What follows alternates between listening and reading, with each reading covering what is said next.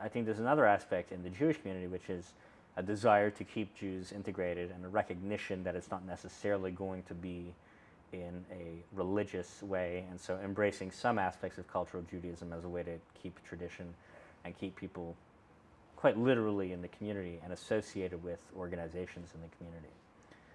And Yiddish, for some organizations, is part of that. For many, I think they see it as something that's like comical, or they actively dislike it, which is also interesting.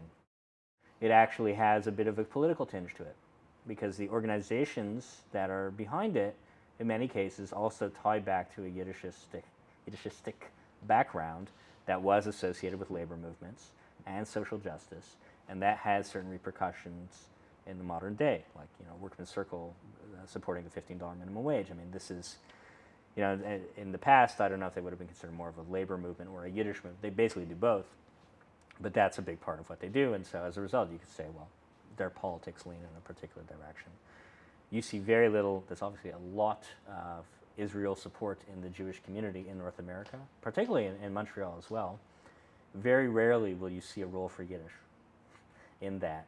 And very rarely, in my experience, a lot of people that are associated with the Yiddish community are not necessarily the most active in the Israel supportive community as well. So I do see an interesting political divide, and I think that's a big, I think there's certain big topics in the Jewish community. I think that's one interesting topic that needs to be resolved.